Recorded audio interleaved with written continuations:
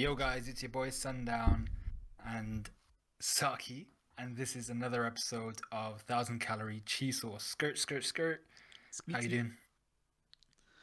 Yes it is. Uh, it's your boy Mosi. You're turning into l- your kind of standard ass YouTuber. I Yo, said it's your it's your boy. boy. It's your boy Mosi. It's your boy Sundown. Yeah. It's your boy Sundown. I didn't say multi, bro, but yeah. So it gotta be done, man. You gotta be the YouTuber. You gotta say the like, comment, subscribe at the end, Ding the all that good notification stuff. bell, which has been a new one for the last few months. Oh yeah, Not a yeah. month, sorry. What? It's been years at this point. Yeah, it's been years. It still always throws me off guard when there's like, yeah, hit the notification bell, otherwise you won't be notified. And I'm just like, but why did I subscribe then? Well, the reason they started doing that shit was because people weren't being. I think you used to get informed about your subscriptions automatically, and that Mhm. stopped happening. And also, sometimes the videos don't pop up in your feed. Yeah, yeah, yeah, yeah. So if you are subscribed, you won't. Sometimes you won't know. And as I found out from our last video, I think it actually might have been our second video. I thought, oh, we get a bit of a lead. I put our video up on private. Hmm. It was up on private, and then I scheduled it. But in my other channel, which I follow this channel on, it didn't pop up. So I carried on scrolling down, and you know the date that you've uploaded the video, Yeah. that's what came up. So it Mm. was like, oh yeah, you up this video was 3 days ago on your feed, and I was like, no, it's not. It's just become public today. So Yeah. yeah. But anyway, going back to going back to the intro. So we're going to be talking about Scream 4 today. Just went to watch that Scream in 4. cinema. We didn't watch Scream 4. We So, watched Scream. all right, let's edit that bit out again. All right, so we went to watch the new Scream film. It's not got a number to it. It's they kind of gotten embarrassed for how many sequels they made for it, even though it's not as bad as other horror franchises. I mean, Nightmare on Elm Street's on like 8 or 9. This is on 5. Yeah. But yeah, Yeah. it's just called Scream. So Yeah. that's what we'll be talking about today. So we went to what? When did we go to watch this? Was it on Thursday? Yes. Yes, it was Thursday. Yeah. Yeah, we went to watch this on Thursday, and we'll have a bit of a breakdown as per usual, just to go over the film and then give our thoughts on what we liked or what we didn't like about the film. So Hmm. I'll let you Hmm. start, brother. Yeah, I think I'll start with my overall opinion. I was like I told you as like when we were going to watch the movie, I was like I didn't think this was going to be particularly great. Mostly because I had no idea what I hadn't seen very many trailers or anything like that. So I thought this was actually a reboot because it was just Scream. It didn't have any sequel numbers. It didn't have another title to it. It was just Scream. So I was like, yeah, this is a kind of soft reboot, and I'm not sure if I'm looking forward to that. It's going to be kind of, similar-ish characters playing characters which we already know, and the same kind of thing is going to happen. Now, that for the most part was kind of true, but we got an explanation even in the movie that this was more of a requel than a sequel. Um, so more of a kind of the previous movies are integrated, all the characters who are still alive are kind of integrated in the storyline. They play a part in the storyline, and then the rest of the characters, the new characters, are kind of family or extended family or friends of previous Scream characters. So that was cool, and I was like, okay, yeah, cool. I get that. I think we've had stuff like that before. There's definitely been stuff like that before. Um, but overall, I actually really enjoyed the movie. I thought it was quite gory. Not in terms of like amount of blood. There wasn't like an obscene amount of blood, but in terms of the visceralness of the stabbings and all the killings, the murders, I thought, damn, this is like this is going in, trying to make a point that this is a movie about a murder, and still had that kind of black comedy element to it as well. So overall, I really enjoyed it. I thought it was a solid like 7, 8 maybe out of 10. Really good movie, I thought. Yeah, I mean, I think that's one of the main differences between me and you. I mean, we have quite a shared interest. That's why it's hard, I think, to make some of this podcast interesting. Me and you have different views on things, but generally we enjoy the same kind of films. We enjoy, watching the same kind of genres in a way. I'd say the biggest difference between me and you is I like watching crap movies in cinema as well. Yeah, yeah. So I like watching shit movies, watching really good movies in cinema. I think you're more on the end of you'd rather your film be a really good film, a banger, hit out the park, and Yeah, rather than yeah, watch a shit film. The film that I can't, the films that I can't stand watching are the ones where they're just like a 4 or 5. They're just bang average films.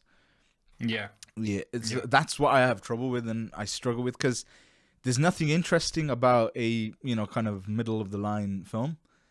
Hmm. Um, yeah, Yeah, if you've got, either be really good or be really shit. what you say? Either be really good or be really shit. Exactly, because at least there's, if you're really shit, there's something interesting about that to me. Like, there's Mm. something that you can talk about or something you could take away and say, you know what, I learned this is why this film was shit. Like, Mm. but I find it interesting, when a film is bad as well. But when it's, yeah, like I say, or if it's a rehash or if it's just bang average, there's nothing you can really take away from it. Maybe a couple of things. Mhm. This wasn't that to me. So I went in with average expectations because, um, I mean, it's a sequel to. It's like the 5th sequel in the film. I didn't think it was going to be anything groundbreaking. I knew, like, watching the trailer, that I'll have some of the old characters in there. And so I went there with kind of semi-low expectations, but kind of bang average. The same kind of expectations as when I went to watch Scream 4, I'd say.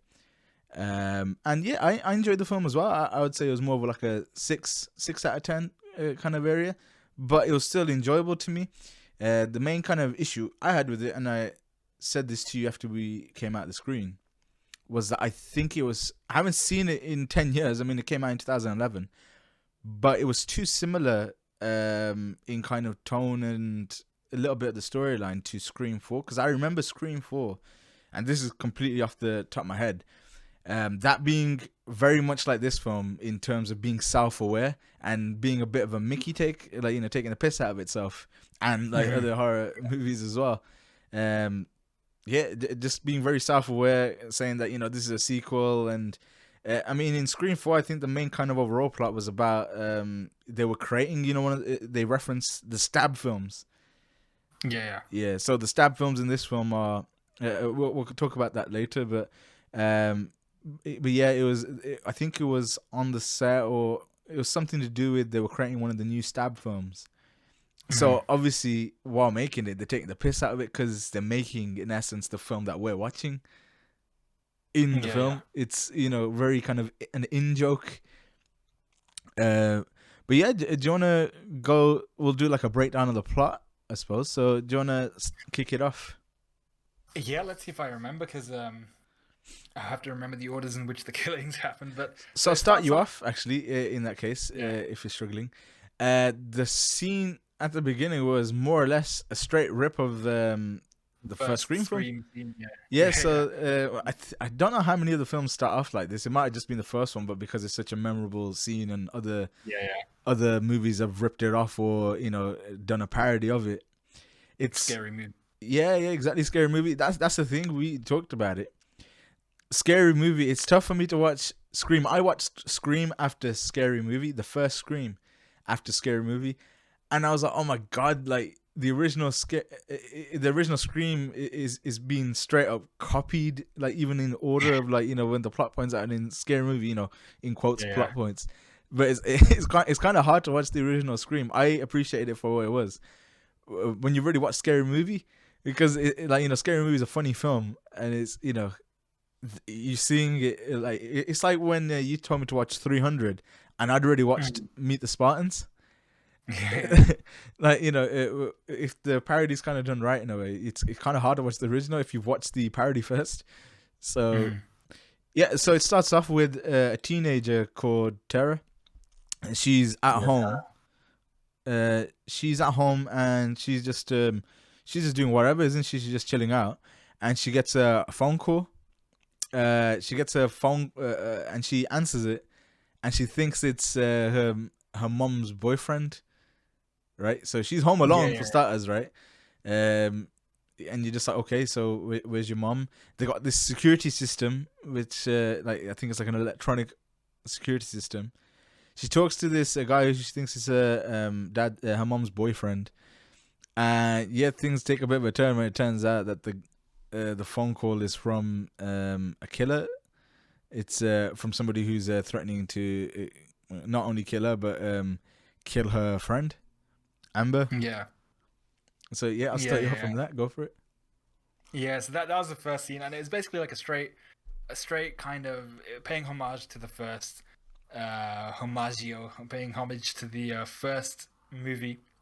Tara gets the phone call, and straight away, like you can tell by the guy's voice, he's like, "Oh yeah, yeah, I should not have said that," and stuff like that. But then, as the conversation's flowing, he's asking about, "Oh, like you like scary movies?" And you're just like, "Oh man, this is the dude," because his voice just changes, and you're like, "Okay, yeah." And then he's just like, "Trivia question," and you're just like, "Okay, yeah, cool. I know where this is going." But yeah, that whole first scene, really cool, really well done. Just a side note And on the that, way that actually. He says, "Wanna play a game?" I thought that was from Saw. Yeah, yeah, it was from Saw. Like, you want to play a game? That's from Saw, but I think it's also from Scream, where it's I like don't know. that trivia game they play. I think that happens in the first one as well, where Yeah, it's like what happened in this movie kind of thing.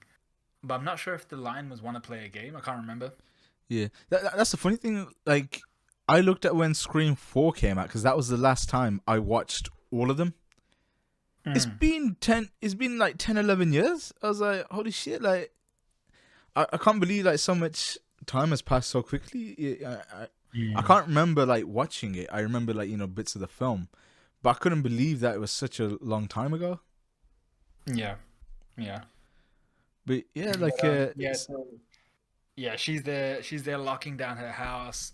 She got that phone call. I think originally they thought it was Wes, which is one of the other characters in the movie, who apparently, like, I think he has a crush on Tara, and apparently he's the type of guy to call. But all we actually ever saw in the movie was him being a pretty chill dude. So I was like, man, this is bullshit. Don't do my boy Wes like that. But yeah, so she gets the phone call, and then essentially what happens is the person on the phone says, "I look, I'm standing outside the house of your friend Amber, which means I can either kill her or you play this game with me, and if you fail, I think it's if you fail, I'll kill Amber. If you win, I'll let you both live. But in the meantime, he's trying to kill Tara as well. So I think that's the way it was. So she was playing for basically Amber's life, not her own life. And then she's going through the questions, and she's answering them right. She even does a quick Google search. Quick side note here: the phones they're using, I don't know what the hell those phones were. It was a moment for me where I was like, "What are those?" Because they weren't Android phones. They weren't Apple like iOS phones. I don't know what the hell they were. They had some like weird skin over like Android. I'm not even sure what type of like brand they were. I think they were trying to stay away from that. It looked like the movie was set like just when smartphones were coming out because they were still using landlines in the movie as well. But everything else seemed really new and things like that. So I'm not sure. I'm not sure exactly what time this movie was set to be in. Um, that's a but good yeah, point so actually. she. Sorry. That's a good point actually. I was like, when the fuck do people have landlines these days? I mean, we Yeah, have a exactly. landline, but I know a lot of people. It looked like something that was used quite frequently. Let's just say that. But I reckon it was based on now, like 2021/2022. But but yeah, carry on. But yeah, in Woodborough, I think it was called. Is it Woodborough? Woodsboro? Woodsboro. Yeah. Yeah, they seem to have some ancient phones, man. Ancient phones. And yeah, so she's going through these questions about the stab movies, I think it was. And the dude's questioning her. She got the first one right. I think it was about the writer, Gail Weathers or something like that, who's the one of the main characters from the previous movies, who's played by Courtney Cox. I think her name is the Yes, lady from Friends, Monica. Monica from Friends. Yeah. Yeah, and so yeah, then she goes through the second question. She does a quick Google search and stuff like that. Then she comes to the third question about the killers, and this is one of the main plot lines of the movie as well, kind of subliminally, which is who was the main killer in the first Stab movie, and she answers it correctly, but she only gets one of the killers. There are two killers. So then the guy is like, he's basically just like, all right, cool, we're done. But he doesn't go for Amber. I thought the deal was he would kill Amber if she got the questions wrong. Dude tries to enter the house, and then we get basically a replica of the first scene where she's trying to like save her own life. She's trying to lock the doors and stuff like that. Dude gets inside the house, and then we get a really, like I said, a really visceral scene where she's just getting stabbed up, and like with all the Scream movies, she takes some damage. She gets stabbed like I think it was 7 times. She gets stabbed through the hand. She She gets her gets leg broken. Remember, so her leg broken. he Yeah, like stamps on her tibia and leg. fibula, tibula, everything, bro. I Yeah, was like, just for damn. those of you who don't know, the killer is a person who's cloaked up and wearing the ghost face mask. So if you don't know what Yeah, the Scream ghost face mask looks like, most people know exactly what it looks like when they do a Google yeah, search. It's it's a famous mask. It's in Scary Movie. It's in all the Scream films. It's in other yeah, parody videos. It's a famous mask, but it's a killer in a kind of white ghost face mask. yeah, That's yeah. that's what the Scream killer Yeah, is. when we were younger, they used to have the masks like you could buy, and if you pressed like a squeezy thing, it would fill the mask with blood. Do you remember those? Yeah. They had all sorts. Yeah, Yeah, they were cool. I yeah, got some fireworks going on in the back. Someone liked this movie. yeah. Um, So that was the intro scene, right? So it brings up the title screen saying "Scream." yeah, And like I said, I don't really know why movies do this. It was just called Scream. That's just confusing as shit, especially later down the line. Like with Scream, Scream 2022, Scream 1997 or wherever the first came out. They're both called the same thing. Just call it Scream 5, man. Is a long story short. No need to have a long ass rant about it. Yeah, so you find out. I thought she was dead. Let's be real. The amount of times she got stabbed, and then the ending of the beginning of the title screen was him slashing her. What looked like he was slashing her throat, and I thought she was dead. It turns out she's in hospital. yeah. So She's chilling. I was like, bro, she actually survived. Like the tibia fibula stuff, that's fine. The stabbings, I was like, bro, you got shanked in the back, in the stomach, in the hand. Like something must have hit something that was like irreparable or enough blood loss so that by the time the police would have come, she would have been done. But yeah, somehow she survived, and her sister, who's living like a state away or something, maybe several states away, yeah, she's she living gets a away phone from call from Woodsboro basically. So she gets a phone call.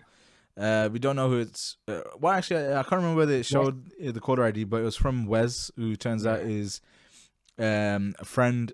Is one of the friends in Tara's group. Well, Tara, I don't know what it was. Tara. I think it's Tara. Yeah, Tara. Her group of friends. There's like a guy with blonde hair called Wes, and he's the son of the sheriff. So he phones Sam, who's the older sister, and he says your sister's been kind of, she's been stabbed. Come over. You want to come over? And she was like, yeah, I gotta come over. And he said it was somebody. They knew it was somebody in a ghost face mask who did this at this point. So Woodsboro in this is known for the Ghostface killer. So kind of a little bit of backstory is there's a whole series of movies inside the film called the Stab movies, and there's like 8 of them or something like that. The Stab movies are basically recreations of the Woodsboro murders. So they're internally Scream films, is really. So yeah, they're based off the killings and attempted killings that have taken place in Woodsboro. So that's what the city/town is known for. And so she goes back, Sam, to Woodsboro with her boyfriend. Mm-hmm. Her boyfriend being awfully kind of keen to go to this place where all these stabbings and murders are taking place, but you don't really suspect as much, suspect anything really. So she goes back, meets with her sister in the hospital. All the group of friends are happy to see her, apart from Amber, who's a bit awkward, and you find out later it's because she's annoyed that Sam essentially ran away from home when they were a lot younger and abandoned, in their eyes, abandoned Tara. But Sam had babysat all of these group of kids. They're like a bit younger, probably about 5 or 6 Yeah, years younger. like Mindy, Chad. Yeah, the She twins. Yeah, Mindy and Chad.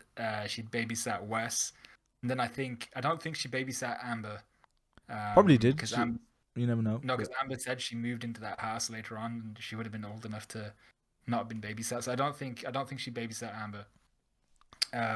But actually, Amber did also know that she ran away before. Maybe she did, but the three main ones I'm for sure that she did um, babysit were Mindy, Chad, and Wes because they seem to have a warmer welcome for her.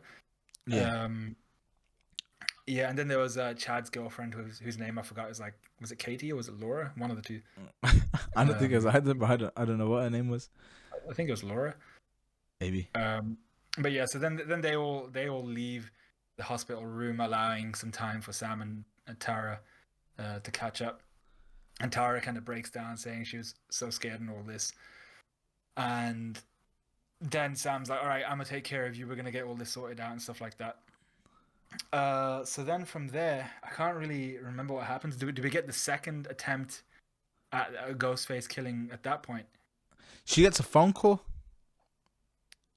So does she? She has a chat with the sheriff before that. Is it at that point? Okay, yeah. So the So sheriff, basically, one or two things happen. So she's in the hospital. She has a chat with the sheriff. You can obviously tell that the sheriff and Sam don't get on very well. I think she was like a sergeant um, when Sam used to live in Woodsboro.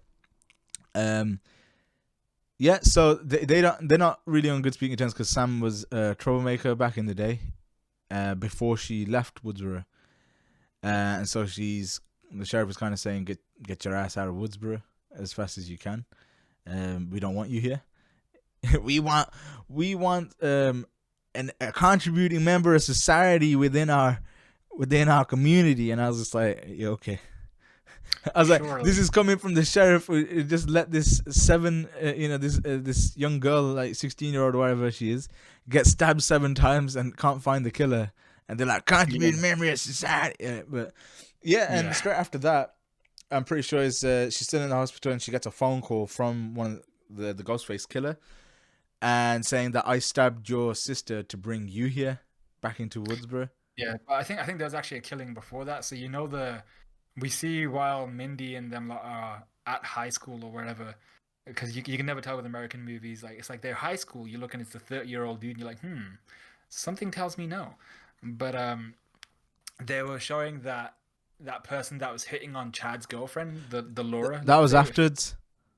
was that afterwards? No, this is before they went to the hospital to see Tara.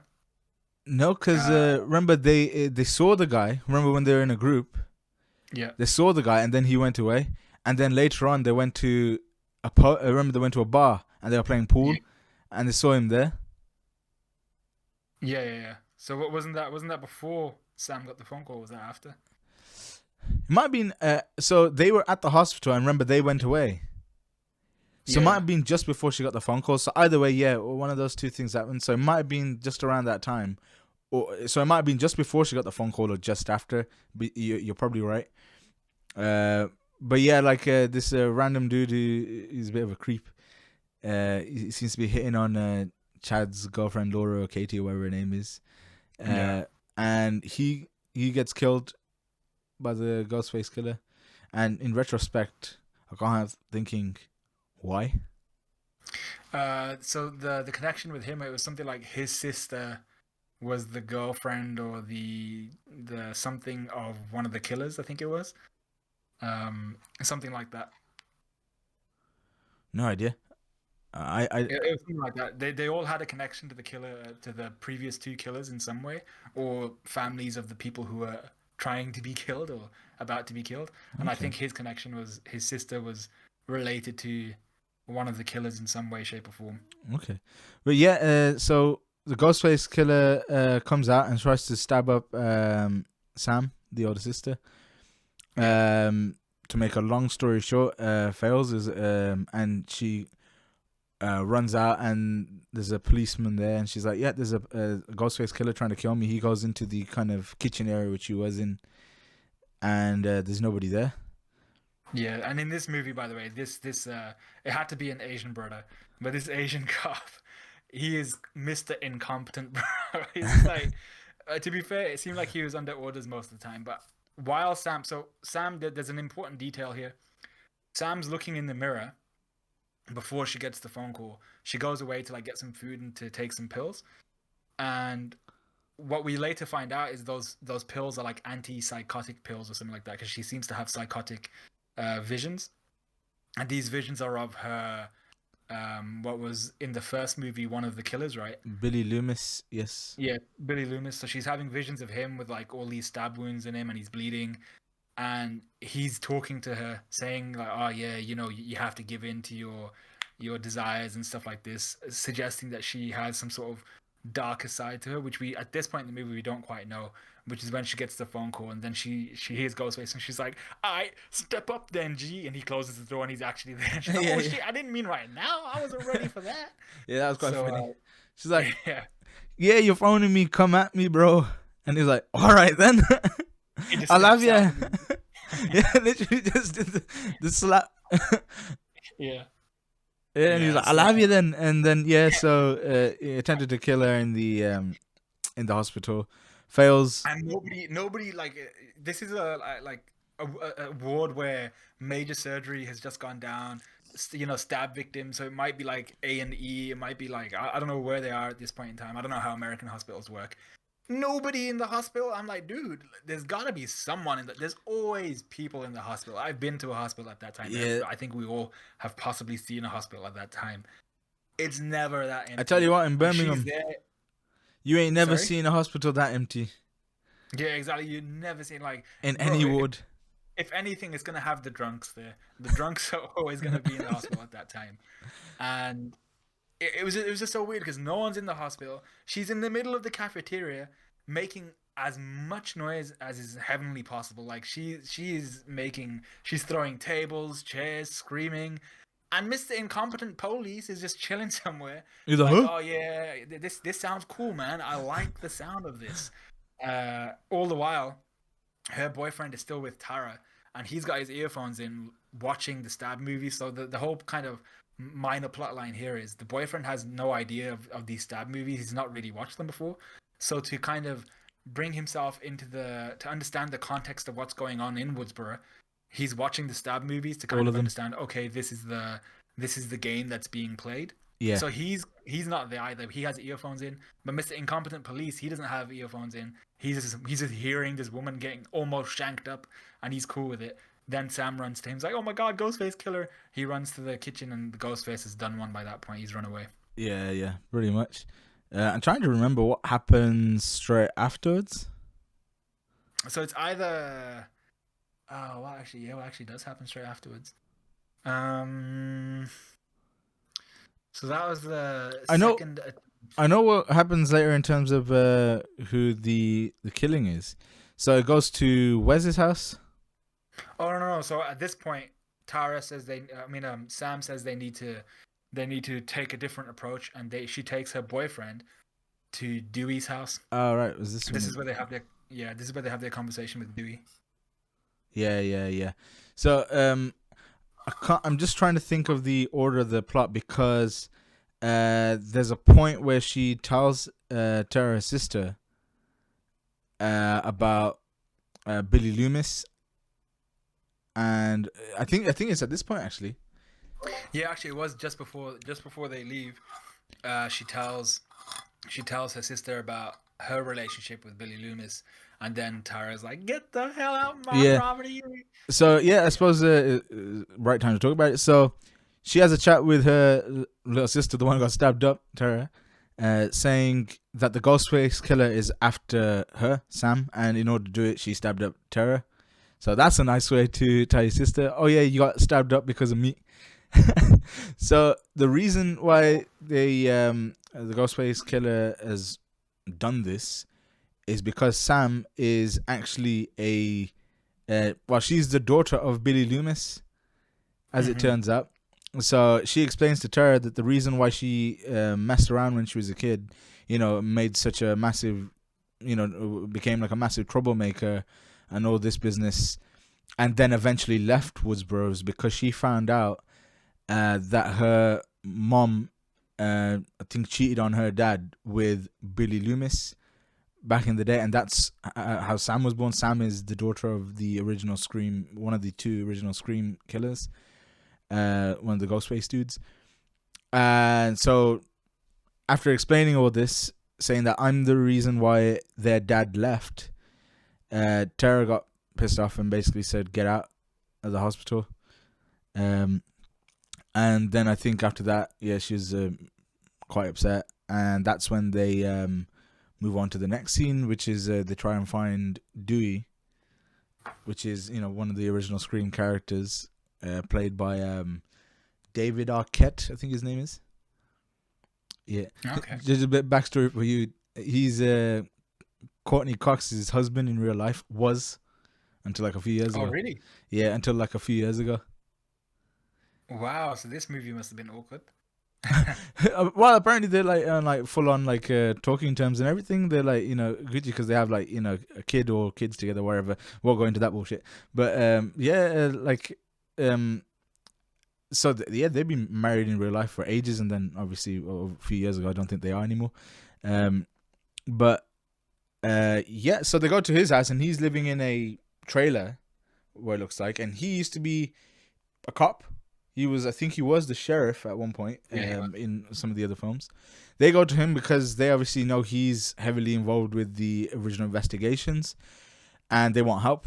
They go to his trailer, ask for help. He's not really interested. He's saying, "Look, I got a limp. I've been stabbed up like 9 times or whatever. I got permanent nerve damage. I can't do shit." He looks like he's split up from Gail Weathers, who's Courtney Cox's character, which in the movie they were together. He's not with her anymore. He's still in Woodsboro. She's on like morning TV, which he watches. And so he gives her tips, saying, there's a pattern to the killings. If you want a reference, watch the Stab movies. But it's the first thing he says to her is, it's usually the boyfriend. Then they iron him up because the boyfriend goes with her to see Dewey, and he explains why. And then essentially he says, I don't want anything to do with this. I could help you, but I don't want to. So see you later. But at the back of his mind, he's kind of thinking, I've got to let Sidney Prescott, the original, the OG, woman in the Scream, I've got to let her know. And I've got to let Gail Weathers know as well. So after they leave, after virtually begging him to help, he phones up Sidney Prescott and says, "How you doing?" She seems to have a family of her own. She has kids and everything. And he says, "The killings have started again. Don't come back." And then he sends a text message to Gail Weathers, says, "Killer's back. Don't come back." I mean, the reason why he contacted them was even in the other Scream movies, they always try to bring and try to attempt to kill the original characters, the original people who were involved with the Scream murders. So always when these killings take place, he contacts them and says, "Yep, stay away. Otherwise, they're deliberately targeting you." I think then he has a bit of change of heart after talking with Sidney Prescott, because Sidney saying, at least these new guys have got you to help them, and he's thinking, yeah, but about that, I don't know, man. The nerve damage, man. The nerve damage. Wait. Me protect them? What about you, man? You can do that job too. And she's like, "Nah, cuz they got you to protect them, right? You the sheriff, right?" He's like, yeah." He's like, "Sid, sure, you got a gun now. I ain't the only one with a gun. You got a gun." It looked like she had better guns than him, to be honest. She had like full on like proper pistols. Yeah. And he's like, "But you're like the Ripley of this universe, man. You got this. Help me. And then he has a change of heart, and he's like, "Well, shit, I've been guilt tripped." So he goes and finds Sam and her boyfriend and says, "Yeah, I'll help your ass." I think this is the point where was it this point where do they go? No, they go and get the kids together. So they get the group of friends together, and they do a run through, and then they're all kind of accusing each other. Obviously, they're like, "Wow, it could be you, it could be you, it could be you." A few funny scenes. Obviously, one of the friends is like the horror movie or stab movie expert, and she's like, "Oh yeah, this is like the patterns and all this." And they're actually watching this. I can't remember. This is the point where they're just referencing the stab movie. So the funny thing is that the two kids who are in that group, the twins, Chad and Mindy being the expert, they're related to one of the Scream victims. Like their uncle got killed Yeah. in the original Scream murders, I think. Mm. So that's how they're kind of linked.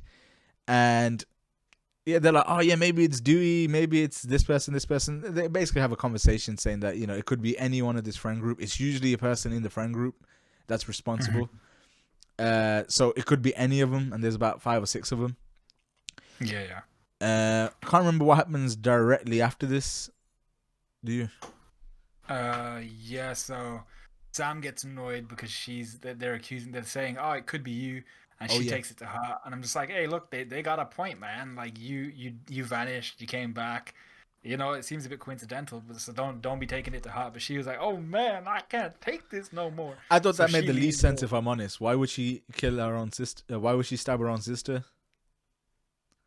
Yeah, but it's like, why would you stab your own best friend? It's like, it doesn't. None of these really make sense. And then like, especially because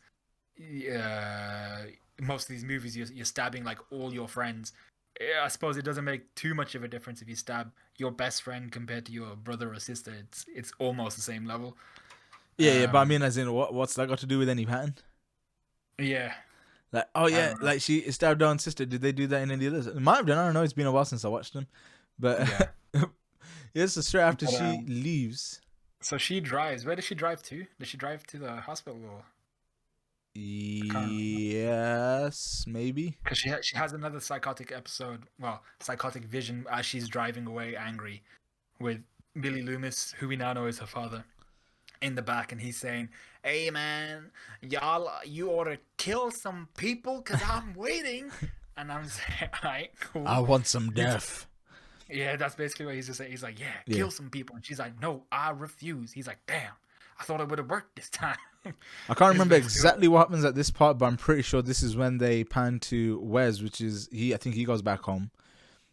So it goes to Wes's house, who obviously we said is the female sheriff's son.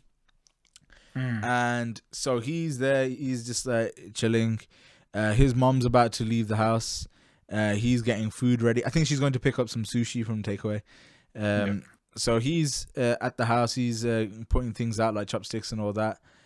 And I think he's having a shower first. Actually, I forgot about that. Yeah, so he's having a shower first. So on the way to whichever sushi place he's going to, the sheriff gets a phone call from the Ghostface killer saying, "I'm gonna kill you, son." Yeah. That's about it. And long story short, she shits herself. Does a Hollywood movie U-turn, driving at 100 miles per hour to get back home.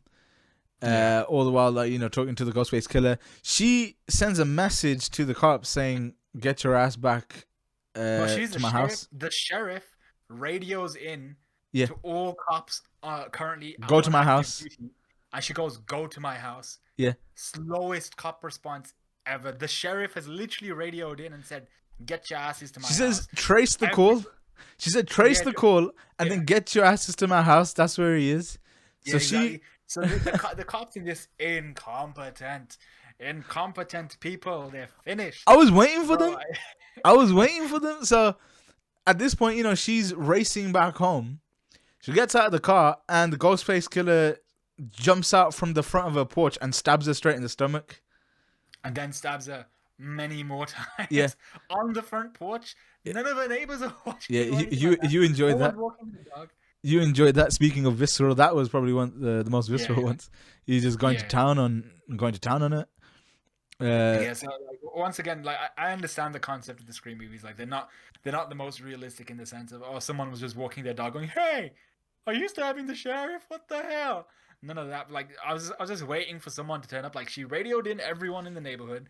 homies, get to my house right now. She Yeah. said the Ghostface killer is on a call with me right now. Trace his ass. No one put two and two together and said, "All right, we need to make a data towards her house. Yeah. We need to be there now." I didn't So expect she's them like, to be there when she got to her house. I was like, yeah, okay, fair enough. Like, she got there first, she knew. But it was the scene straight afterwards where then they go to Wes, because he's obviously going to be the next target straight after his mom. mm, And he's, they show him getting out the shower, and this whole kind of sequence is like hilarious, and I thought it was yeah, really good. It was like, they're showing the classics, like when he's opening a door and he's basically butt naked, and he's just got a towel around him underneath, and you're no, like, no. oh, maybe the killer's gonna come Here, here.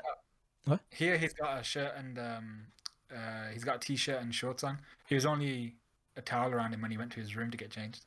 That's what I mean. But like, okay, maybe whatever the case may be. But he's getting out of the shower, and you're like, oh, maybe they put the music is all like, the screeching kind of like screaming, like, and Yeah, then there's nothing, and you're like, okay. So he's going down, like, setting up the table for his mom to come back, So he opens the fridge door. The fridge door is covering, and the music plays again, going, and then he closes the fridge door, and you're like, okay, so they're faking out. They're faking everybody out, like saying that the killer could be coming out from anywhere. yeah, Just straight up, yeah. Just it was really quite funny and quite an interesting way. It just built up tension in like really eerie way. I can't remember exactly how he got started. I remember him hearing the door open, and he yeah, went to see the door open and just straight up just closed it again. It was straight after he turned around, wasn't it? yeah. So he closes the door and then he turns around and Ghostface is there like, And stabs "What's him up, straight in the boo?" neck. Yeah, and Yeah, stabs him straight in the neck, and you can see the blade kind of poking out of his skin, which is a nice touch. yeah. So like Ghostface kind of just holds the knife like this, pushes it through, and Wes is there holding it away for a bit, but he doesn't have enough strength. It goes through his neck. He's done. Like that was a quick one as well because he just chokes on. Well, it looks like he just lost air to his lungs, his brain, blood to his brain. He was done. Yeah. So Well, he died as well. and in that time when he was putting out the food, having his shower, no cops to be heard or seen from. That was Yeah, I was like, come on, man, seriously. But yeah, to make a long story short, him and his mom did. So I think he was the first of their group to actually get killed. And Tara was stabbed, but she's still alive. yeah. So that was the part where Sam, I think, rolls up to their house, and she finds out that she found out that they've been killed, Yeah. and So I think there's a couple things that happen here. So yeah, Dewey's there. Dewey's there. Yeah, Dewey, he comes up. he's talking to like the police and everything. Sam turns up because obviously Wes and his mom just died. She knows Wes used to babysit him, so she's there like, oh crap, like I know Wes, let me in. And the cops are just like, yeah, that's not gonna happen because dude is dead. You need to stay outside. So she's all like sad and everything. And they notice that Gail, who has just explicitly been told by Dewey to stay the hell out, came back to Woodsboro. Her reasoning was shit. She was like, "Oh yeah, I came 90% to check up on you, Dewey," and I was like, "But he's the guy that said not to come, man. Stay your ass outside." So I was like, I thought her reasoning was stupid. That was completely The stupid. And common then thing with her, I think, in the other movies is that she's too news reporter y. She was the reason, and is why they kind of had a bit of that going on later on in the film. She wrote the books on the stab murders, or the yeah, the screen murders, and that's what the films inside the movie. It's very confusing. That's what the films inside the movie, the stab movies, are based on her writings yeah, and her reportings and her books. Uh, hmm and so, ironically, she popularized them, and she's kind of responsible in a way, even though they can't really, pin that. I wouldn't really pin that on her. She's, responsible for these other Scream movies or other murders that are taking place, because they're all yeah, copycats in a way, or like kind of some yeah. twist Well, on them. I do kind of to an extent. I do pin the blame on her because I'm not sure what types of books she's supposed to have written, but the books were meant to be like the direct adaptations in universe. The stab movies, they're based on her books, right? So she's basically popularizing murders that she was a part of. Yeah, but if and it wasn't make her, it would have been somebody else. You know, they would have done like some other news reporter would have been like, oh yeah, this was what happened. This was the pattern. Obviously, she must have written it a bit more detail because she was one of the people who was targeted as well. But yeah. the patterns and stuff is more or less what they follow. It's not exactly and then obviously there might have been movies based on them, and then they would have just followed that through. So yeah, can't Yeah. really depend on that, but yeah, you can see how it is. So the kind of thing that they always have on her is that you care more about the story than you care about the people.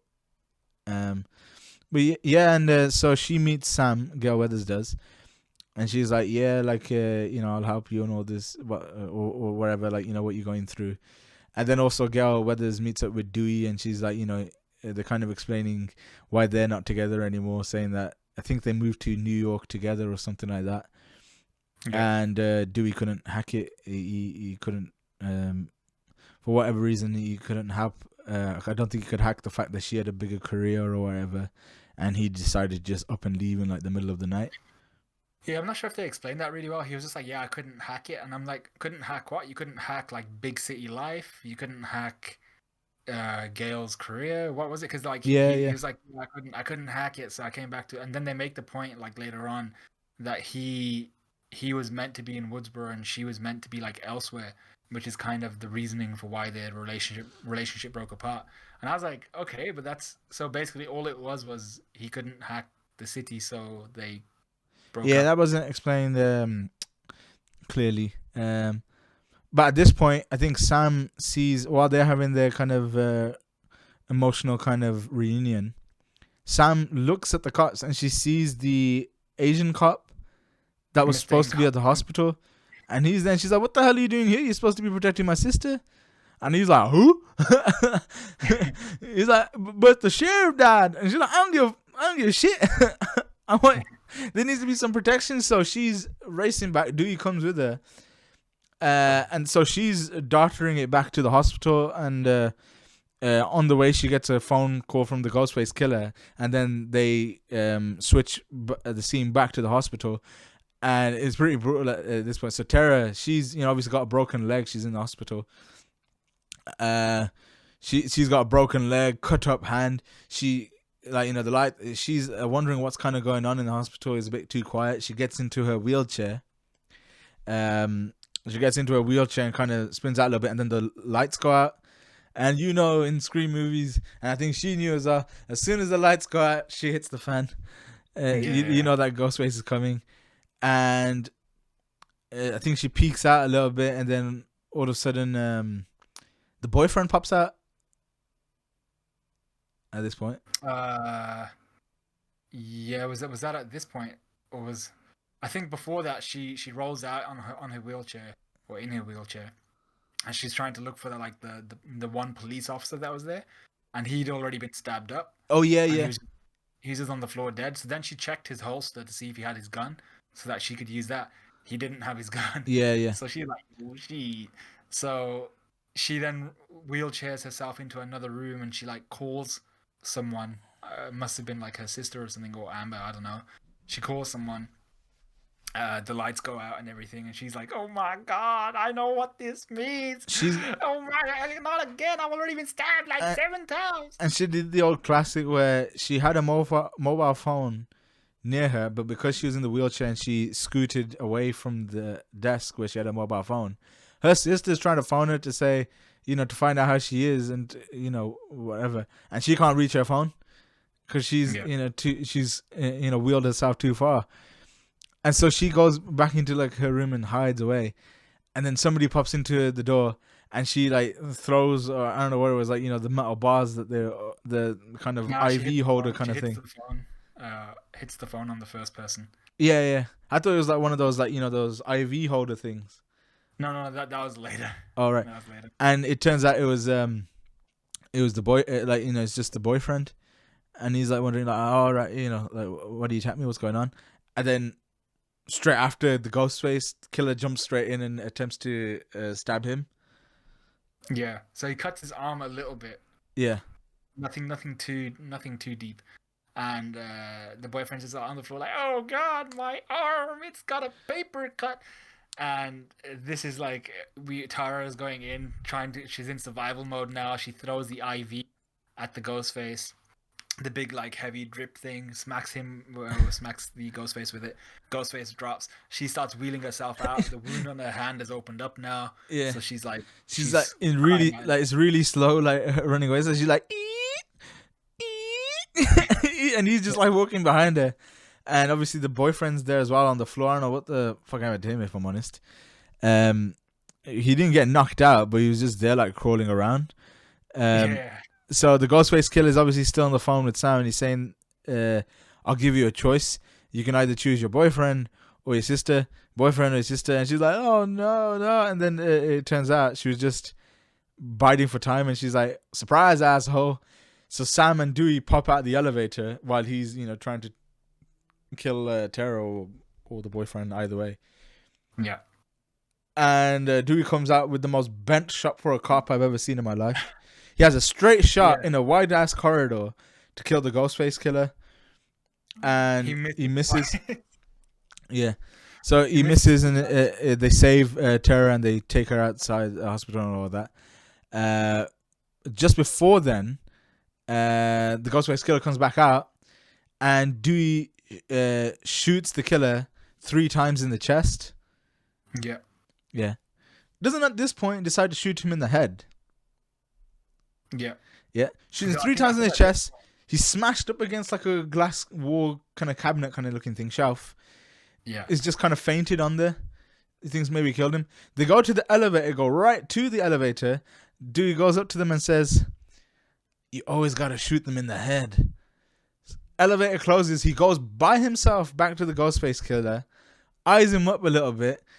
He's about to load up his gun to shoot him in the face, and then his phone rings. Distracted, like for 1 second, Ghostfella pops out. The Ghostface killer pops right back awake again, and stabs Dewey in the stomach. And yeah, he gets like an epic death scene. Dewey does. So they yeah, kill off finally one of the original kind of Scream characters. yeah, yeah. So he gets an epic death scene. But one of the things that annoyed me about this, and it seemed to be kind of like I feel like it was purposefully done in the movie, which was the phones. The phones was such a big part of this movie in terms of texting, in terms of distracting and kind of taking away from the killer and like, oh, who is it? You don't know who it is because they're texting from different phones and all this type of stuff. But the people that like kept getting distracted, like they were in key moments and their phone would go dun and they'd look down at their phone. I'm like, bro, Yeah. you're in the middle of shooting someone in the head. You can take that phone call later, my G. Like, don't worry about your phone. Shoot the guy in the head. And the fact that Dewey walked right up to the guy, like within stabbing distance, just to shoot him in the head. And you and I discuss this all the time. It's our theory. So like, this is someone trademarked this in like 1,000 calorie cheese sauce trademark or copyright. Why do people never shoot people in the knees? Shoot them in the knees, you're good to go. If Ghostface had been shot in the knee, all you need to do is be 2 meters away from him, shoot kneecaps off. Dude's never getting up again. You're halfway there. He can either bleed out, or he's not going to have anywhere near enough mobility to be able to kill you. It's a And win-win then, situation. yeah, exactly. And then I think Dewey had like a 6 shooter. He had like a Magnum. So it's like, all right, cool. You've wasted 2 shots on the guy's knees. We're good there. You still got 4 more shots to use on his head. You can quadruple tap that, my guy. You're all good. So like that really annoyed me. The fact that the way they got Dewey to die was a bit stupid. It was he had to walk all the way up to him, pointed the gun at his head. His phone goes off because, funnily enough, Gail called him, and then he looks down at his phone like, huh? And then assuming like Ghostface has been knocked out, and Ghostface gets up and just like I think Ghostface actually has 2 knives at this point, so he stabs Yeah, him one in the front and of the then once at stomach, the back, and then one in goes the up. back, and then drags up. Yeah, Bit so like I was a like, bit like oh, a Mortal Kombat finisher in a way. yeah, yeah, A yeah. bit of, like a Mortal Kombat fatality. So he gets a sick death. They quickly show the fact that the Ghostface killer had um like a bulletproof vest on or some sort. Because there was like Oh, is three. that what it was? Okay. Yeah, I think that's what it was. Because it showed like 3 bullets in the chest, like just stuck there. Ah, okay. I got a quick glimpse of it, and I was like, "That looks like a funky blazer you're wearing right there." I was Yeah, like, I "I think don't they know were what showing the that." fact that it survived because he was wearing a bulletproof vest. Yeah, But yeah, yeah, like that whole scene was dumb, but it was a really cool death. yep. Um, and yeah, like then they show a slow motion scene of Gail Weathers, rolling up to, I think it's the hospital, and like crying and like falling over herself because she sees that Dewey's dead. Her ex-husband slash husband or whatever. So um, Yeah. yeah, so she's there, just to quicken up the pace a little bit. She's there at the hospital, just kind of sitting there, and Sam comes up to her and says, "Yeah, like he really helped us out, and he saved our lives and all this business." Mm. And girls there like, "Yeah, that's what he does," kind of making a reference to the other films, like he was like a big part in why they survived. I don't know if that's true because I can't remember scene for scene what happened in the other Scream films. It's been at least 10 years since I've seen them all. Yeah. And we will watch them together because you haven't watched anything past one, I might apart have from this watched one. two, but I can't remember if I've watched the others. I can't actually remember what happens in them. It's just been such a long time. Mm. For a long while I got off horror films. So it's been a long Yep. time. Yeah. So Sydney Prescott pops up, another one who's been told not to pop up. She pops up Mm. at the hospital, Yeah. and she has a reunion with Gail, and they hug up and everything, and just be like, I'm sorry for your loss and all this kind of thing. In the meantime, Sam has made the decision: I'm gonna get Tara and my boyfriend, and we're gonna leave the city. We're gonna leave Woodsboro. Then nobody will ever expect that. So Yeah. they To be leave fair, Woods. like in movie, I thought because that was the a whole fair point. point. To be fair, Yeah, I thought that was a good point. that was a good point. Sam was like, "All right, we're gonna do what nobody ever does in these stupid ass movies. We're going dip from Woodsboro. We're not gonna stay here. Let's leave because chances are the murderer is not gonna follow us. If the murderer is that committed, they kind of deserve the kill." So I was Yeah, like, yeah. "All right, cool point, fair enough." So as they're leaving, Sydney goes up to them and she's like, "Hey, look, man, we'll help you. Let's team up to work together against this." And Sam's just like, "Nah, cuz." So she declines the offer. Yeah, she's saying Jumps in that the car. I left before, they still come after you, which was a good point. She left Yeah, the city, like she has experience. They still get dragged back in. You have to yeah, face it head on. She was like, yeah, nope, fuck that shit. As leaving, so, yeah. So so yeah, yeah. So then as Sam and her boyfriend and Tara are walking towards the car, Sydney's still trying to convince them with Gail, saying, "Hey, look, you need to take this. You can't just run from this problem. You need to take it head on." Something which rubs Sam the wrong way because I feel like that's her whole plot. This movie, which is she's run from her problems in the past, and that seems to be her go-to thing. So she's doing it again, which is what I feel this was a reflection of. Um, and basically they decide to leave. They drive away. Sydney's like, "All right, don't worry. I placed a tracker on their car. Let's follow them. We're gonna help them either way." So that's what happens. They're driving away, and as they're driving away, Sam, her boyfriend Tara goes, "I don't have my inhaler on me," so she seems to be she seems to have quite a bad asthma. So the only other person that has an inhaler for Tara is Amber. So they decide, okay, we need to. It took some convincing for her boyfriend, but they decide to go to Amber's house, where the inhaler is. So they go there, and we cut scene then to Amber's house, and there's a whole huge house party going on there for I think it was in honor of Wes, I think, because yeah. you see So Chad there drinking. the irony there is that the movie is dedicated to Wes Craven, who's the original creator of Scream and like Yeah, Nightmare on Elm Street. So I thought it was interesting because I thought Wes Craven had something to do with Scream films, and I was like, I'm pretty sure, like So I thought, okay, it's interesting that they got four Wes, and all this, and I was like, I don't know what that's about, but maybe it's just by chance. And I found out, I was like, oh yeah, he did die. He died a few years ago. I can't yeah, remember what of. So yeah, this film was because the last Scream film came out. I think that was still directed by. Can't remember whether it was directed by Wes Craven, the last one, Scream 4. But at the very least, he was still alive when that one came out. And yeah, this is the first Scream film after he died. yeah, So at the end of the film, it was, so it was it's kind of a tribute as well that they got this house party and it says for Wes on these like banners and stuff. And they're like, oh, okay, that's cool. yeah, so they see all these guys partying it up, and I think this is the point where you see Chad and his girlfriend trying to get it, giggity. Um, Yeah. but then he says, "Nah, like you could be the killer." She gets offended, walks off. Yeah, Uh, I gotta pour one out for our boy. Obviously, pour by pour one out, I mean Diet Pepsi. We don't do that thing. But yeah. So Chad was actually a Chad in this movie, and he used his brain and was like, no, no, no, we can't go upstairs because if I'm alone with you, you might stab me. I can't say for sure that you're not the killer. So Laura, I think was her name, she gets offended, dips out, and Chad is just like, well, what can I do, man? And so that's one of the plot lines which we'll come back to. The other plot line is I think so. Everyone's there. Mindy's there, and well, was there? they're Yeah, the other watching the plot stab line was movie on the screen, yeah, they're playing the stab on movie. a Yeah, projector screen. yeah, Mindy, I don't think really anybody else is watching it, but Mindy's watching it, and she's just having a good old time. Just watching it, watching her uncle or a character playing her uncle get killed. So I was like, yep, "Ooh, okay," but yep. I was like, that's weird.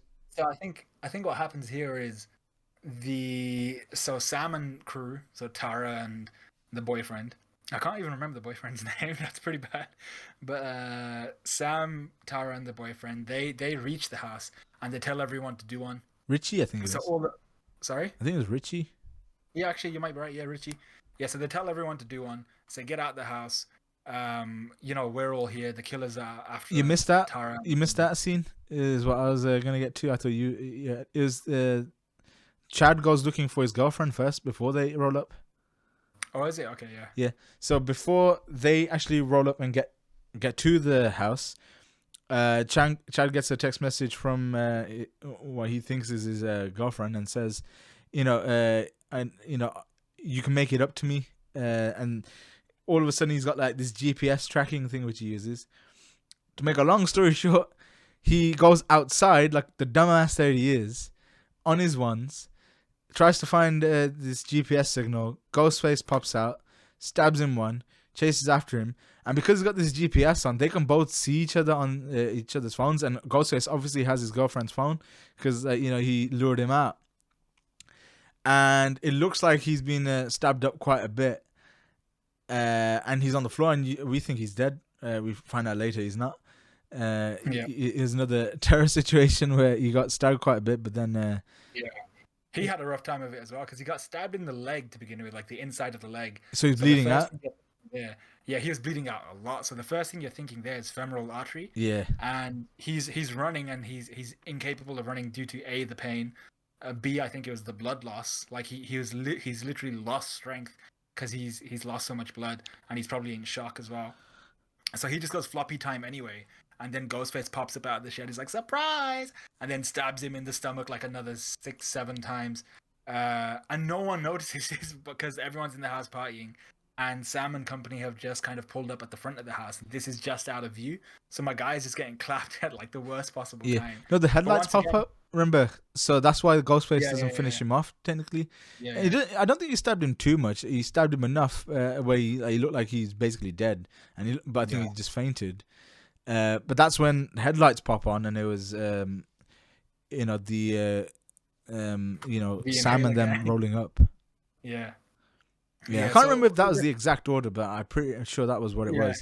And yeah. I then think it was. then the Ghostface killer runs away, Yeah, and yeah, so they go into the house party, break up the house party, tell everybody to leave.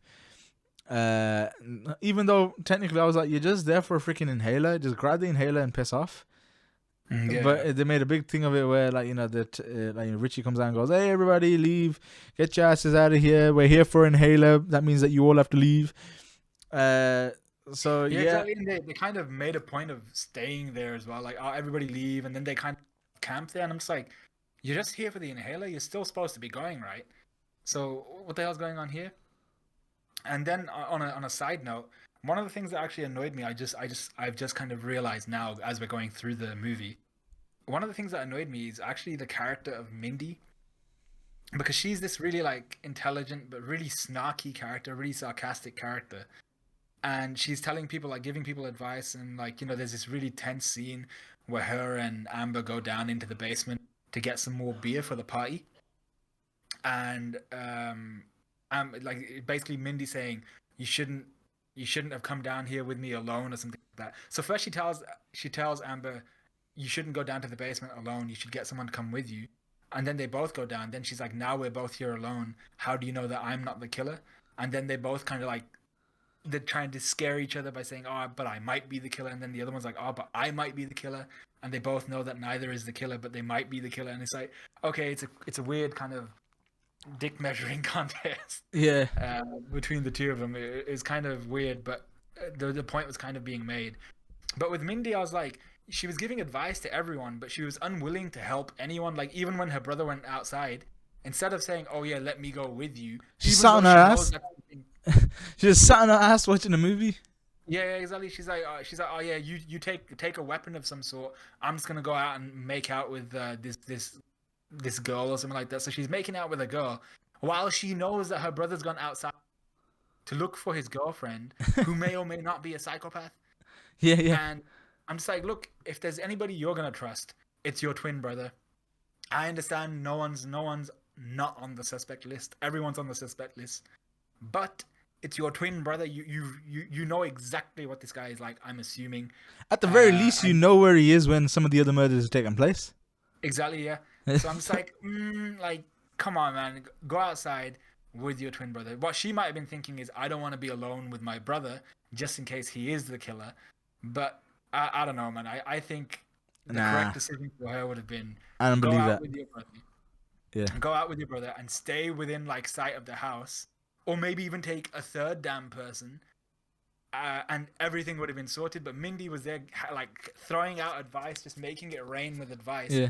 and then not following her own advice or being too lazy to follow her own advice, and just be like, "Nah, I'm not gonna." Like when Rich needed to go down to the basement as well when everybody Yeah, left, they had that he's like, same "I need to go down." conversation again because Richie, the Sam's boyfriend, was like, "Oh, well, I want to go into the basement to get a beer." I was like, "Motherfucker, why do you need a beer? Like, chill the fuck Yeah, out. yeah, yeah, You're in this house, and like, I think this is the point where Sam gets a phone call because obviously, Sydney and Gail are tracking them in their car. yeah, She gets a phone call from them saying that you're in Stu thingy's. You're in one of the original killer Stu. You're in his house, the place yeah. where the original murders took place.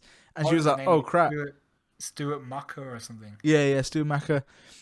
So they're all kind of a bit like wary, and he's like, "Yeah, I'm gonna go to the basement and get a beer. Do you want to come with me?" And they had that whole conversation again, and they're both going, and I was like, "Okay."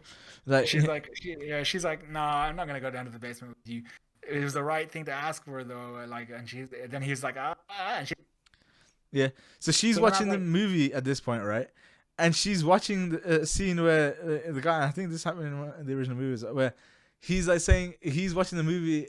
The guy in the movie is criticizing the movie that he's watching, saying he's behind you, and she's like, "Oh yeah, man, he's behind you." And all of a sudden, behind her, Ghostface pops up, and like, so yeah, it was like it was a Mickey take, it was like proper like a parody, I suppose. But then a the triple Ghostface killer ID pops up moment. behind her, and she's like, "Oh shit!" And so there's an attempted stabbing. He stabs her a couple of times, I think, on the arm and stuff. And then that's where Sam pops in and saves her from getting killed. And but then Amber and then Tara pop in, and they look at the fact that she's next to Mindy, and Amber starts screaming like, "What did you do?" So like they're saying that Sam, trying to accuse Sam of stabbing Mindy, and then Yep. like all this like hubbub chaos pops out, and then Amber just pops out with a gun and shoots Chad's girlfriend straight in the head, Yeah. Just, poof. and she's like, "Yep, I'm the killer." Bang, shoots her straight in the head, and I was like, Yeah. "Damn!" So yeah, Yeah. like I think I can't remember in what terms of happens. that reveal, so the first killer reveal being Amber, I was like, like out of the suspects that I had, Amber was one of those who didn't really get much depth besides she's the best friend, She was the most likely to me. yeah, she was the most likely, and like it seemed like the direction was to make Laura, who was Chad's girlfriend, make her seem like really psychopathic. That's when you Uh, knew that she wasn't the killer, because I was just yeah, like, yeah, you yeah, know what? yeah. That's too obvious. Yeah, there's too many flags for her to be the killer. Yeah. But Amber, I was like, yeah, this makes sense. Like I'm not surprised that Amber is the killer. Um, she kind of fit the bill. But then the switch in character when Amber was like pre-killer and then post-killer, that was a really good switch for me. I thought the actress did a sick job. I don't know who she is, but she went full psycho real quick. Like, I was like, she damn. she went from 0 to 100 real quick. Yeah, yeah, yeah, Yeah. real quick. I was like, damn. So I think then she quickly gets disarmed, but I then can't she remember she straight after what happened at this point, if I'm honest with you. yeah, it's something like she gets disarmed. And she runs away somewhere. I'm not sure what happens to Tara. I'm not even sure where Richie was at this point. And somewhere along the line here, do Sydney and Gail pop up at this point? Yeah, they pop up at this point. Um, yeah, this is where it gets a bit foggy for me. So they pop up, and I think no, that's what it was. I think they're all hiding in different rooms and stuff away from Amber. Yeah, yeah, yeah. Tara's been she's been taken away by Amber and like taped up and stuff. And I think Sam finds her in one of these rooms, and it looks like she's hesitating to free her from like her bindings and stuff, because I think they were saying that the other killer could be Tara, because they're saying Yeah. that this obviously, because it's a rehash of or a copycat of the original murders. There's got to be two killers like the original, so Yeah. they still don't know who she's working with. So at this point, like they show the hesitation, and then they cut to a different scene. The other scene being Sydney and Gail coming in, and they're loaded up with guns and stuff. So you think, yeah, man, they got this. My ass. They didn't have shit. Man's didn't look like they'd held a gun before, but Yeah, yeah. they come in. And I think Gail gets stabbed from the get go. No, she doesn't get stabbed. So what happens is Oh, Amber comes out of yeah, the door, that's right. Yeah, you carry and on. she's screaming in pain, like, "Oh my God, Ghostface, stab me!" Ah! They know she's She's like, bullshitting. That was the worst part. They were like, "We've seen this before. This is a Yeah. rehash of what's happened before." So she Yeah. pops So up like they saying that, literally "Oh, look look, at I've been each cut other. up." And they're like, Yeah. "What do you think?" I don't think so. And then they attempt to shoot her, but just before, Amber takes a shot at both of them and then hits Gail right in the stomach. And I was like, "Come on, guys, man! Come on, man! Yeah, This is the yeah. fifth film, See, for God's once again, sakes." what annoyed me here was the villain got a sick shot, 100%, like right in the, like, I think it's in the left side of Gail's gut. So it got a real good shot. One shot was all it took. Hit one of the She one of just the did main this shit, characters or one of the and she OG characters. But then what we had was a moment where Amber had to make a run for the door. She's like there's not that much space in terms of where she's running towards. She's not like juking these bullets. So we have Sydney here, literally staring dead at her line of target, sight. easy couple of shots, and misses like They two, already three had times. their guns on her. Yeah, yeah. They were both shooting, like, remember, like, I think Gail only managed like one shot or something, or I don't know, I can't remember if she got shot off in the end or not. No, Gail didn't manage a shot because But she got shot. She but fell to the Sydney ground. shot 3 times and missed every single one. I was like, oh, for God's sakes, man, come on. I know this is a Yeah. movie and like you got to suspend some belief, but god damn. Yeah, I thought that part was bullshit, and like once again, villain gets one shot. Okay, GG, cool. And then the heroes are just like, I'm just like, bro, what's with this stormtrooper aim, man? Come on, Yeah, just aim and shoot, bro. It's scream, aim, fire. You're good. yeah. Easy. So shots. Sydney So goes she in missed- by herself at this point, right? No, Gail. She tells Gail to go to the hospital, and Gail's like, screw that. So they both go in together. They both go in together at this point. No, they don't. She leaves Gail out. Oh yeah, I think actually Yeah. Gail stays outside. I think. Yeah, she stays outside. She goes in and she basically sends a warning out to the house saying, I'm gonna give you 5 seconds to pop out of whatever door that anybody's hiding behind, and if you're not the killer, jump out. And so she's like looking at doors, and obviously she's learned a lesson from the previous movies. She don't care about opening the door; she's shooting bullets through them. So I think on her third door, she sends out a warning, shoots, and hits Richie in the leg. And Richie pops out and he's like, "Oh, like you're shooting the wrong person and all this." And she's like, "Okay." And then I think they go downstairs, see Sam or something, and then he I think at this point, this he No, no, pops it's out. not. They don't go downstairs. So she shoots Richie in the leg. Richie's like, ah, cool. And then from the other door, Ghostface pops out, and him and Sydney fall over the balcony and hit the Oh floor. yeah, yeah, And then Richie yeah, is the only one that's free because Sydney's dropped her gun. So she's saying, "Oh, Richie, go grab the gun." Richie's peg legging it down the stairs, like, "Ah, I got you, man, I got you." And at this point, I think who pops up? Sam pops Is out. it? Yeah, Sam pops out. Um, and I think Richie grabs the gun, and oh, I can't remember how Then the he reveal occurred. basically then reveals himself to be the second killer at this point. Yeah, yeah. So I he can't remember stabs exactly how. Sam, and he's like, "Surprise! It was me all along." Yeah, yeah, yeah. Yeah, so Which he stabs her in the gut. yeah, And once again, I think all three ladies in this movie, because Sydney later gets stabbed in the exact same place. They get stabbed in like the lower part, the lower quadrants of their stomach, their abdomen, and they all seem to be pretty fine with it. And I'm they're just going, like, I don't "Oh, know. oh," but other than that, yeah, Yeah, other than that, it's like, okay, cool, I'm good now. And it's like, is it really? Like, is that how adrenaline works? I don't know, man. yeah, It just looked a lot like it should have been a lot more painful than it for these guys. But yeah, Sam gets stabbed. The reveal is that Richie's the killer, and he's kind of like, "Oh my god, Dewey got it in one guess, and y'all are stupid." And I yeah. was Which like, was my "No, feeling exactly. If I'm honest, I was like, yeah, yeah, that was the other guess. I was like, it's more or less always the boyfriend in some like So I would have taken double watch on that dude, and it ended up being yeah, him. And so at this point, they tie up Gail, uh, Sydney, and Sam. They kind of put them in the kitchen, and they're like doing their whole crazy. What really annoyed me is like they were acting like the original killers, like like the crazed kind of like movie watching, like they were going a bit too over top with the kind of.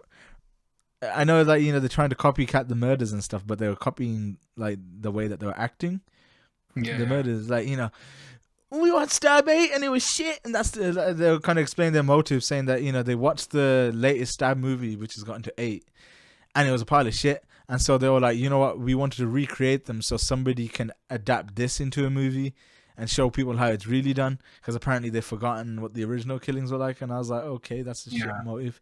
Always But is it's a like shit really, motive. This is a really bunch of psychotic crazies. talk. Like, yeah, yeah, really, really psychotic talk. Like they were just like, "Why can't someone love a movie without being made fun of? What's toxic about this fandom?" And I was Yeah, like, so a bit of "No, a bit of an in joke there as well, like 'cause obviously yeah, kind of reflecting real life as well. Um, yeah." but yeah, at this point, they're like, "Oh yeah, we've got everybody," and they're like, "Wait a minute, where's Tara?" Tara pops up with her crutch, walking ass No, south. no, that's not what happens. I don't think. No, Amber goes to a different room. Yeah, so Amber goes because he tells her Richie tells her to go and search for Tara. Yeah, But before that, I think Sydney tried to make a move for one of the knives, yeah, and she got stabbed in the gut as well yeah, yeah, yeah, by yeah. Amber. And yeah, so then So all Sydney three of just them kind are of stabbed up at this point. yeah. Well, Gail has been shot up, and the other two, Sam and That's true. Sydney, have been stabbed up. All in the same And place as well, more or yeah, less. that's what I'm saying. All in the same place. Um, So Tara so then attacks Amber, yeah, Amber goes disarms upstairs. her. She gets clapped by Tara. Um, and in the meantime, what happens here? I mean, to make a long story short, they managed to overpower. So I think Sam's like running away and stuff, and Richie's trying to chase her down, with a gun and with a knife for that matter. And I think he throws her down the stairs and stuff, and she's trying to reach out for like they show Gail Weathers and Sydney Prescott. They're cornering Amber, Hmm. and she's somehow managed to escape and managing to try and escape them and all of that, and she gets a sick death, or what we like what we think is a death. Like she tries to give him a guilt trip, like, oh yeah, like it was the movies, they made me do this and all that business, and they're like, fuck that. Shot her straight in the chest like 3 times, after turning Yeah. on the cooker. They turn on the flames on the cooker. Shot her 3 times. She fell into the cooker and she went like it got broiled. She got put into flames, and then she drops on the floor. In the meantime, Richie's trying to find Sam. She's crawling, and she's having a bit of a psychotic vision again, where Billy Loomis, the dad, is saying, "Look, look, there's a little knife there or something." She goes, reaches out for the knife, and essentially she says to him, "Don't fuck with the serial killer's daughter," and stabs him up like Yeah, she like stabs him like like a through hundred the times. floor thing. Yeah, and then when he's on the floor, she stabs him up a million times. And then before the Cuts his throat. last final, She cuts his yeah, throat. before she cuts his throat, he's like, "What about my ending?" Oh yeah, And she's like, "Have some of this, my G." yeah. He's like, "What about my ending?" She cuts his throat, and then she gets joined by Sydney and Gail. And they're like, "Yeah, you might want to shoot his head to make sure he's dead." So she's there, and she shoots him in the head 3 times. And then all of a Mm. sudden, Amber pops out, or burnt up, crispy, and she's like, "Ah!" And then I can't remember how did they just shoot her as well? The Tara pops out the corner and gets her in the head. Oh yeah, yeah. Tara pops up and gets her in the head. Yeah, Yeah. yeah. So that was basically the end of this film. At this point, all they do is the cops come, probably another 10 hours later, as per usual in Yeah. this universe, and you see the ones who survived. So obviously Mindy survived. She was stabbed, but they visibly showed her not getting killed. So she was Yeah. still survived. Sam's still alive. She's walking fine now, even though she was stabbed in the stomach and like Mm. rolling on the floor and shit because she couldn't get up. Tara's on a stretcher. Uh, Chad, Mindy's twin brother, even though we thought he was dead, he probably just fainted. He seemed to be fine. He was on a stretcher with the mask on and all that, so he'd survived. And you got Gail and Sydney, and they're just sitting down together. They look fine as well. They were stabbed up, and yeah, it kind of just ends at this point. They were, Sam's just there like thanking them. Ironically, having the psychotic visions about Billy Loomis, it wasn't actually such a bad thing for her. It was kind of a good like survival thing for her. It wasn't really driving her crazy, so she's, gonna just stay in Woodsboro, I think, to look after her sister, probably leave or wherever. The mom, I could not understand. She had basically no part in these movies. Yeah. Yeah. They were like, "Oh yeah, That's she's coming back from London or some shit," and they're like, "Okay, that wasn't established. I'm pretty sure." yeah. Uh, The parents in this movie was like proper anime trope, where they're like the main two characters, like Samantha and Tara. Their mum was abroad doing things. That's straight anime trope. The other ones, like Mindy and Chad, they had one parent on the scene, I think. Wes had his mom on the scene, but and I'm she not sure got where the dad killed. was. Yeah, she was the sheriff, and she got killed. Yeah, she got killed. And who else was there? Laura, we didn't see her parents. Amber, we didn't see her parents. So like half their parents didn't even exist. Yeah, yeah, yeah, true. So yeah, But but yeah, yeah, overall, that was that was basically good. the end of the film. So that's the end of the film breakdown, and we kind of explained what we thought about the film. So yeah, I liked it. Like I said to you before, although the kind of tonality was too similar to what I vaguely remember of the fourth Scream film, but all I ask of these films is make, like, for a sequel, your job is basically to make an enjoyable film and make somebody interested in watching your prequels. Mhm. And I think this, for somebody who wouldn't have watched it, I can't speak on that because I've watched all of them at this point. But this probably would have made me interested in watching the prequels. I'm fairly certain. So, Yeah. but yeah, I liked it. I liked it for what it was. Didn't expect too much. Didn't get too much in return, but it was good for what it was. Mhm. Yeah. Yeah, I went in, like I said, with super low expectations. The one thing that I've never liked about the Scream movies in general, and it usually happens when there's like even with Freddy Krueger and stuff like that, the Nightmare on Elm Street series, and with all the Halloween movies and stuff like that. The thing is, there's a point where after the first two, three movies at max, it's basically you realize it's a lot of it is the same thing, and it's difficult to move away from the main story to change it into something that's original. It's basically just the same thing over and over. So that's the only issue I have with the Scream series overall, which is I know that the first one, second one, and even this new one, five, they're all pretty similar. Like they all follow basically the same tropes, the same story essentially. And I'm just like, yeah, it's cool, but it, it's more of the same thing. So it's not too original, but I did enjoy it for what it was. It's funny because they make a reference to that, when they're kind of going over the stab films and all that. They're like, we don't want it to be too different because the fans will go apeshit, but we don't want it to be too same because then we'll be critically panned.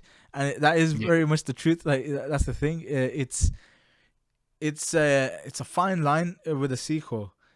It's why I think a lot of horror movies are usually they're quite new. They're like they'll be like, I wouldn't say new, like sometimes they are based on something, but it's a new kind of. It's not like a sequel to anything, or at least recently, it seems to be like, oh yeah, we're starting a new horror film, wherever the case may be, because that is what it is with the sequels. There's a certain fan base; they're expecting it to look and feel a certain way. You don't want to go too far from that because then you're abandoning your fan base, which liked your original films. But at the same time, if you keep it quite too similar, you're going to be critically panned Yeah. because it's just like, well, I just watched this film.